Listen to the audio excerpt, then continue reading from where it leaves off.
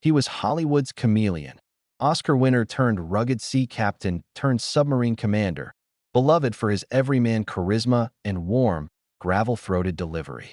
But behind Ernest Borgnine's affable grin lay a secret grudge that lasted a lifetime. It emerged from one single collaboration with a co-star whose name still raises eyebrows, Lee Marvin. Though both men dazzled audiences and defined a golden age of cinema, Borgnine never forgave Marvin for what happened on that memorable set. Today, we peel back the curtain on a feud that simmered beneath the surface of Tinseltown, revealing why Ernest Borgnine carried that bitterness to his final days. This is the story of two screen legends, one fateful production, and a wound that never healed. Long before he met Marvin, Borgnine's journey from humble roots to Hollywood royalty seemed like a fairy tale. Born Erms Efren Borgnino in 1917, he grew up working in shipyards and steel mills, dreaming of bigger stages. After serving in the Navy and studying at the Actors Lab in San Diego, he caught his first major break on stage, then transitioned seamlessly to film. In 1955, he captured the hearts of moviegoers with Marty, earning a Best Actor Oscar and cementing his status as the guy next door who could make you laugh, cry, and believe every word he spoke. Over the next decade, he churned out iconic roles: the grizzled captain in The Poseidon Adventure, the tough-as-nails detective in Bad Day at Black Rock, and the lovable rogue in McHale's Navy. Lee Marvin, by contrast, was Hollywood's hard-drinking anti-hero, with piercing eyes and a gravelly baritone that dripped menace. Marvin carved his reputation in gritty war films and westerns, most famously in The Dirty Dozen, 1967, where he played Major Reisman with equal parts swagger and brutality. He and Borgnine actually shared credit on that ensemble picture. Two Marine veterans turned reluctant heroes forced to lead a cadre of misfits behind enemy lines. On paper, their complementary styles should have created on-screen fireworks. Borgnine's warmth balanced Marvin's steel, promising a dynamic partnership. What no one anticipated was how quickly their real-life chemistry would flip from camaraderie to contempt. Production on The Dirty Dozen kicked off in the sweltering summer of '67, somewhere in the English countryside. Ernest Borgnine, already comfortable in military roles, slipped into his uniform with practiced ease. Marvin, younger by almost 2 decades, was brimming with confidence and often tossing quips at less experienced actors. At first, they exchanged polite nods, the kind you see when pros cross paths. During breaks, they traded war stories, Borgnine recalling his Navy days, Marvin recounting muddy trenches overseas. On the surface, it was the makings of a lasting friendship. But under that polite veneer lurked two towering egos, both convinced they were the film's true star. Tensions bubbled slowly at first. Borgnine felt Marvin's jabs were more than friendly banter. A scathing remark about Borgnine's method acting approach stung more than the crew realized. "You talk about your Navy days like a bard reciting poetry," Marvin sneered, according to a censored cast memo. Borgnine, known for his quick temper, responded with a quiet glare. But he let it slide, chalking it up to rookie bravado. As cameras rolled, though, Borgnine noticed Marvin edging in on his close-ups, feigning innocence while shifting the spotlight. Behind-the-scenes footage, never released, apparently caught Borgnine rolling his eyes and muttering curses whenever Marvin breezed past the mark. The flashpoint arrived on the film's 13th day, during a night shoot that required both actors to storm a fortified German camp. Temperatures dipped near freezing, and nerves frayed after hours in soaked uniforms and mud. Director Robert Aldrich called action, but the shot fell apart when Marvin ad-libbed a line that overshadowed Borgnine's carefully rehearsed retort. Borgnine had spent days perfecting the cadence and pauses. Marvin, in a gesture seen by half the crew, hijacked the scene with a booming war cry and a smirk. Cameras kept rolling, but Borgnine's face twisted in fury. The next cut ended the sequence, and instead of applauding a take, Borgnine walked straight off the set, slamming the snack tent door so hard it shattered a pane of plexiglass. Word of the walkout spread like wildfire. Marvin shrugged it off, joking in the canteen, "Guess Ernie's allergic to improvisation." Borgnine, however, retreated to his trailer and refused calls from production for over 6 hours. Extras reported hearing muffled shouting behind closed doors, punctuated by a final slam. Aldrich considered replacing one of them to save the schedule, but realized the star power each man brought was irreplaceable. By dawn, Borgnine reemerged, cool and measured. He delivered the remaining dialogue in a single take, his performance hailed as one of the film's emotional keystones. But the damage was done. A silent rift wedged itself between two Hollywood heavyweights. After filming wrapped, neither man extended the olive branch. Marvin dashed off to sign a blockbuster western, smiling for press photos, while Borgnine returned to Los Angeles, immediately diving into a string of television roles. Tabloid photographers caught brief exchanges at premieres.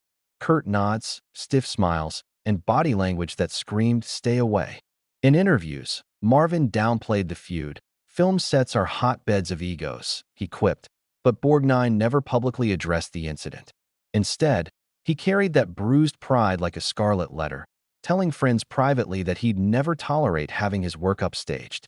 That steadfast refusal to forgive became part of Borgnine's backstage lore, whispered by producers and casting directors for decades. Behind closed doors, crew members recalled the tension surfacing in unlikely places. A Christmas party for the film's cast turned icy when Marvin and Borgnine were seated side by side. Borgnine, ever the gentleman, tried small talk about his new wife, but Marvin gave monosyllabic answers. A mutual acquaintance observed Borgnine's forced smile, slipping into a scowl during the gift exchange. Another source claimed that during a junket press tour in Europe, they snubbed press lunches together, Marvin heading to a steakhouse with photojournalists, Borgnine wandering off for a quiet cafe by the Seine. Each move reinforced the unspoken wall.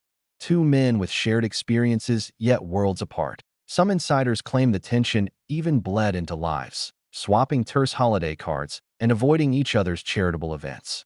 There's more. Surface tapes and letters suggest Borgnine's heart might have softened in his later years. In Section 2, we'll unveil those hidden recordings, decode diary entries, and see whether forgiveness finally arrived in that old friendship, or if the feud endured to the end in the years that followed the Dirty Dozen fallout. Borgnine's simmering resentment found unexpected outlets: private journals, unguarded interviews, and cryptic letters that only surfaced decades later. One such discovery emerged in 2002 during the posthumous cataloging of Borgnine's personal archives. Hidden in a stack of naval memorabilia was a small recorder containing taped monologues he'd made for himself. In one recording dated April 1978, his voice trembles with emotion as he recounts the betrayal he felt. "Marvin didn't just steal my scene," he says quietly. "He stole my dignity. I spent nights replaying that war cry, wondering if I somehow deserved to be upstaged." He pauses, inhales sharply, and adds, "I don't know that I can ever let that go." Around the same time, an envelope of unpublished letters addressed to director Robert Aldrich came to light. In a handwritten note from August 1969, Borgnine apologizes for the walkout, but also reasserts his professional pride. "I respect your film, sir, but when an actor treats your set like his personal stage, I cannot stand idly by." Lee's antics weren't harmless. They undermined the craft we all swear to uphold. Aldrich's typed response, dated a few weeks later, attempts to mediate. "Ernie, I value your talent and recognize your frustration. Lee, and you bring different energies to the screen. Perhaps with time, you'll see how that tension served the film's narrative. Let's move forward in pursuit of the work." That olive branch, however, never bridged the gap.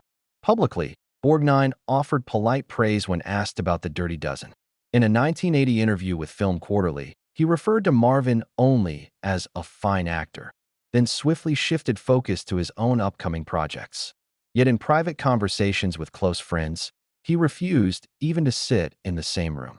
Actress Barbara Eden, who starred opposite Borgnine in McHale's Navy, once tried to bring them together at a charity gala in 1991. She arranged for them to share a table, hoping Hollywood nostalgia would spark camaraderie. Instead, the evening turned awkward. Borgnine played a quiet game of solitaire, while Marvin engaged animatedly with other guests.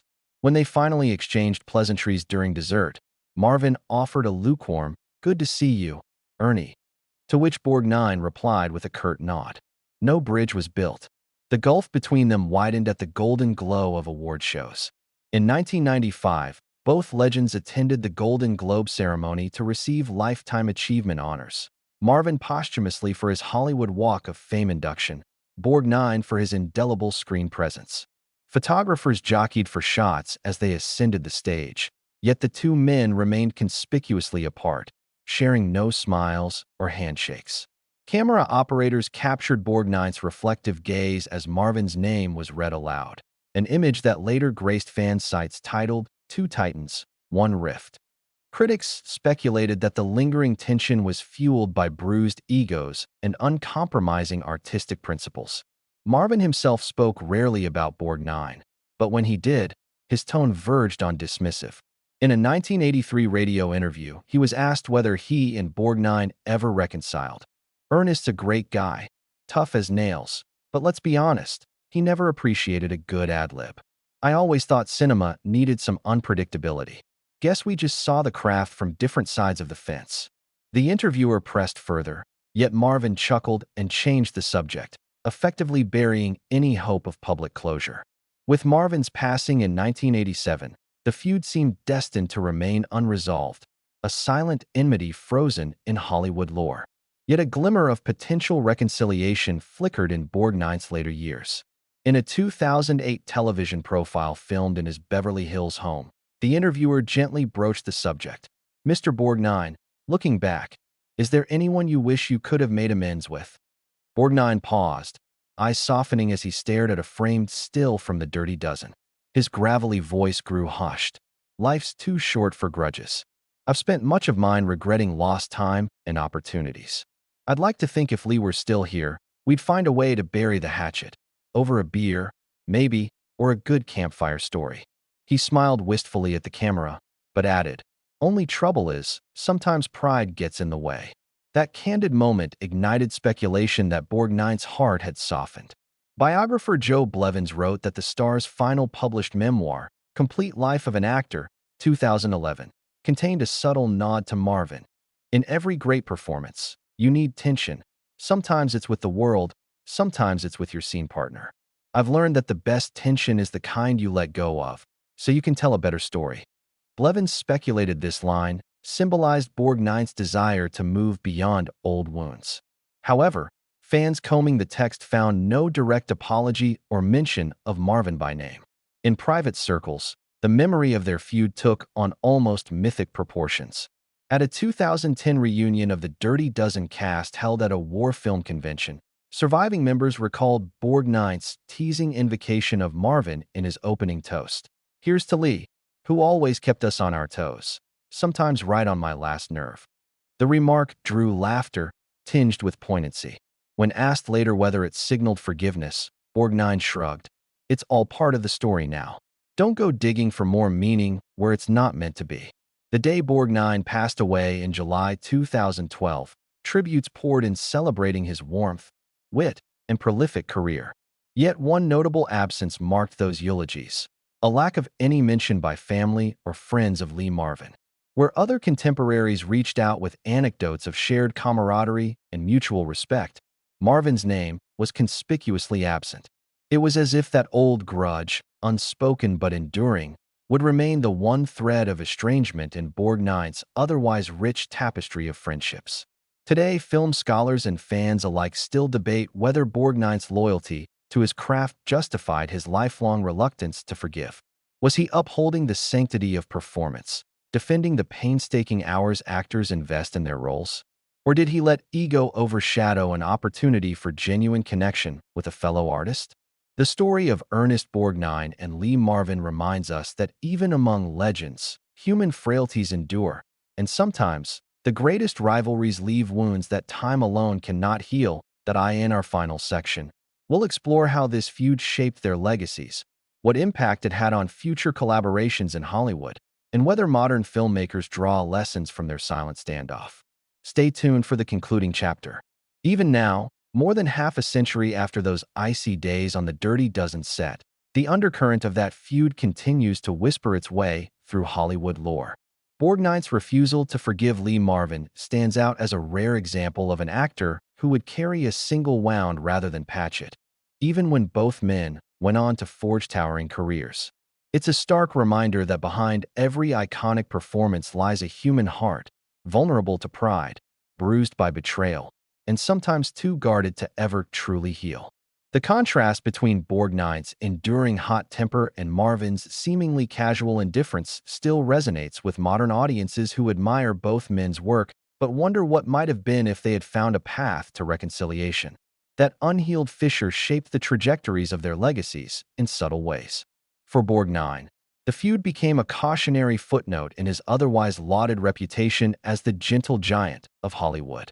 While he is remembered for roles that exuded warmth and steadfast integrity, industry insiders have long acknowledged that his reluctance to let go of that one moment of humiliation tinted his professional relationships. Directors who once admired his conscientious approach to craft sometimes tiptoed around him, careful not to trigger echoes of that bitter outbreak. Marvin, on the other hand, walked away with a reputation for being a free spirit who followed his impulses without apology.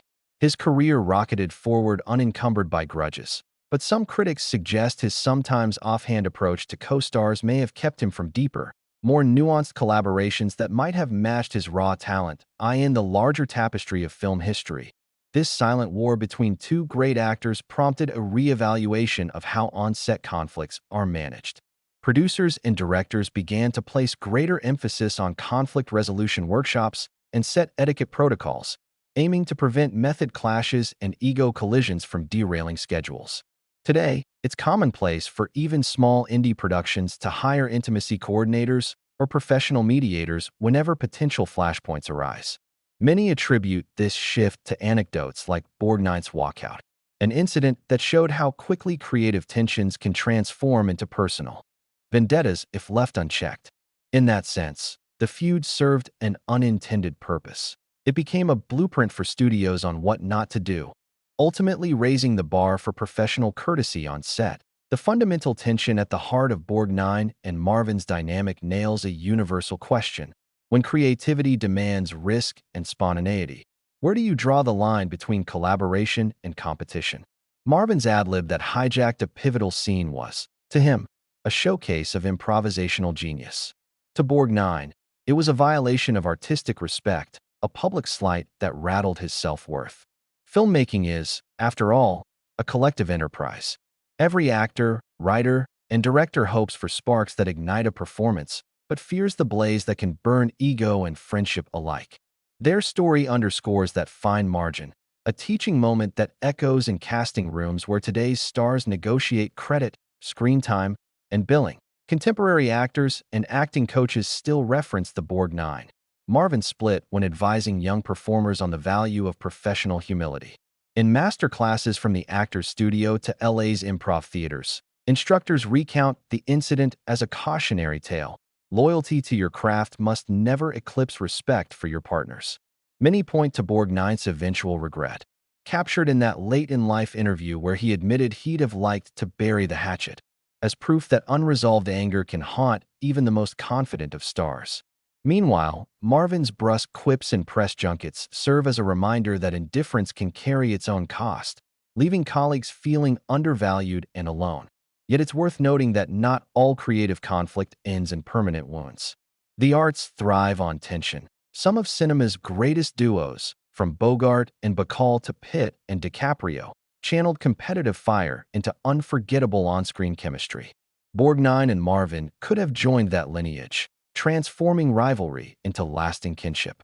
Instead, their story stands as a counterexample, one that modern filmmakers cite when designing collaborative environments that encourage bold choices while safeguarding personal dignity. In a way, their feud humanizes them both.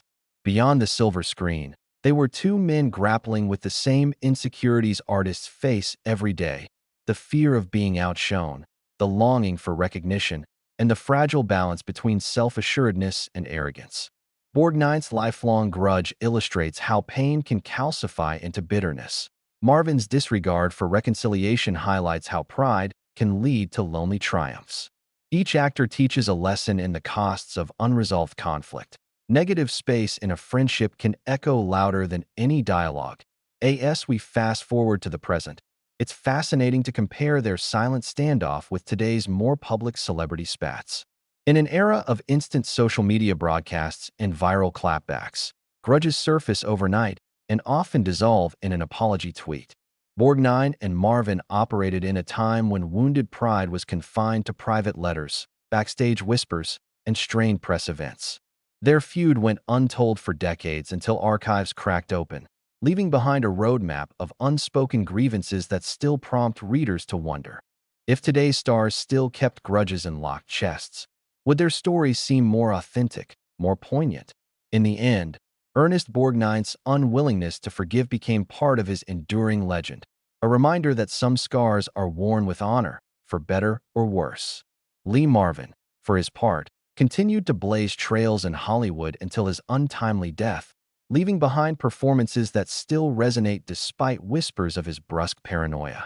Together, their names evoke both the glory and the pitfalls of the acting life, a duet of command and conflict that shaped a pivotal era in filmmaking.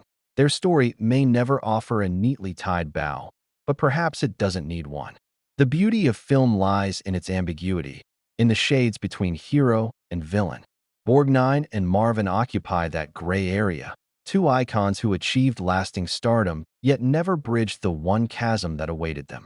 In reflecting on their feud, we gain insight into the very human impulses that drive creativity, the hunger for admiration, the fear of inadequacy, and the stubborn pride that can either fuel greatness or erect impassable walls. So the next time you watch The Dirty Dozen, listen for more than heroic proclamations and rousing speeches. Listen, too, for the echo of a war not just against an enemy, but one waged in two hearts that refuse to heal. Their unresolved tension pulses faintly through every line, every cut, and every roar of combat. It reminds us that even legends are fallible, and forgiveness, though it may arrive late, even on a heartfelt tape recorder, is the truest act of courage an artist can offer his co-star.